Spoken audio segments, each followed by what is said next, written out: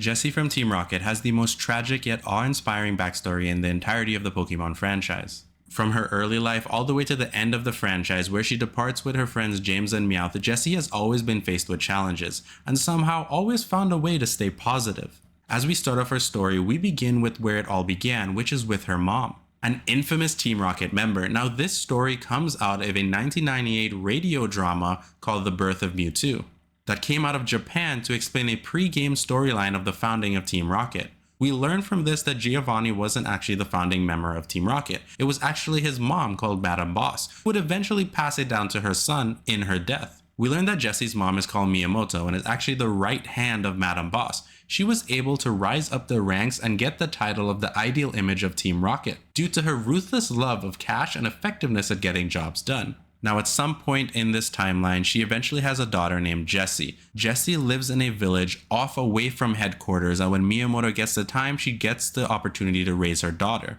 Now for this next part of the story, we don't exactly get an age of Jessie, but it sounds like she's probably around 6 or 7. And this is where Miyamoto goes off on a mission and stumbles across information about Mew, the legendary Pokemon, when she relates this back to her boss, who decides to entrust Miyamoto with a lot of resources in order to go out and capture Mew. Now in order for Miyamoto to go out on this mission, she ends up putting Jessie in foster care to follow her own dreams, so she can make an even greater name for herself and fill her own pockets. Now as Team Rocket confronts Mew, they are overwhelmed as Mew causes an avalanche which unalives everybody in the team. And because of this, Jessie is now an orphan. Now, Giovanni himself states that Miyamoto's body was technically never found, so her whereabouts are unknown. But since we never see her again, it's kind of obvious what happened. Now, before we continue on with foster care, we do learn something about Jessie's past with her mom from the episode Snow Weighs Out, where we learn surprisingly they didn't actually have a lot of money, and whenever Jessie's mom was in town, she would feed her these meals made of snow and ice, and she would simply pour soy sauce or hoisin sauce to add flavor. Now, Jessie recalls this as one of the greatest memories, as it was one of the few moments she actually had her mom around. Now from here we go back to her life in foster care, where we learn she's actually having a hard time making friends and there isn't really a lot of food to go around.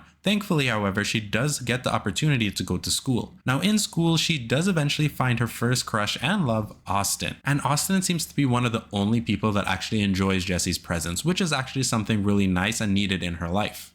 Now what you need to know about Astin is that he wants to be the greatest Pokemon coordinator in the entire world. And he offers Jessie an opportunity to join him in a specific talent show. Now if they pass, they will be set on this career path. However, Jessie doesn't take him up on this opportunity and is convinced by these two other girls that they can be a great pop star group. So instead, she and this group go to another audition for pop stars. Sadly, the two girls pass and Jessie fails. The two girls immediately drop her and continue on their way. Now all this can be found in the episode Crossing Paths. We also learn that Jessie regrets this moment heavily as she wonders to herself if her life would have been better if she had just taken up Astin on his offer. Now at this point, Jessie is just trying her best to survive foster care and do as best she can in school. Eventually, when she becomes old enough, she leaves foster care and goes out in search of a career, trying every single odd job she could possibly imagine. You gotta give it to Jessie, regardless of the challenges she faces, she always finds a way to keep moving forward. Now, in the episode Ignorance is Blissey, what we learn is that Jessie eventually walks into an employment office, which she becomes a regular of, and the guy immediately knows what she's coming in for, as she most likely failed her last job. So Jessie is like, okay, I need a new job, and what she does is she finds a flyer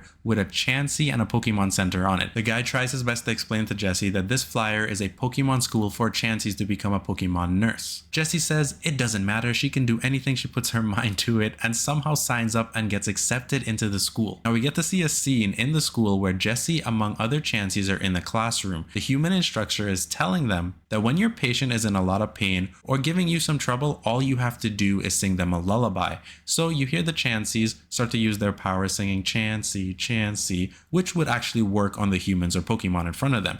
And that's exactly what happens to Jessie. She ends up falling asleep, and then the teacher comes up to her extremely mad, telling her off that she should not be sleeping in class. We also learn that Jessie's actually really good at being a nurse. The only thing that's holding her back is the fact that she doesn't have Pokemon powers. Now over time, Jessie does make friends with a specific chansey that's actually failing out of the school because this chansey cannot do any of the physical work such as bandage or heal Pokemon. Jessie ends up teaching this chansey how to do all the physical parts of the job, which make them become very close friends. Jessie ends up buying them a necklace that splits in two, and each will keep a piece of it forever. Now on graduation day, you get to see Chansey graduating. However, Jessie packed her bags and left early, as Jessie did not believe she had what it takes to be a Pokemon nurse. Now later in that episode, we do get to also see that Jessie and Chansey do reunite, except Chansey now is a blissey, and blissey has a warm spot in her heart for Jessie, which is understandable. Now back to where we left off, when she leaves nursing school, Jessie continues on trying a whole bunch of different odd jobs. At one point, she does become the leader of a biker gang.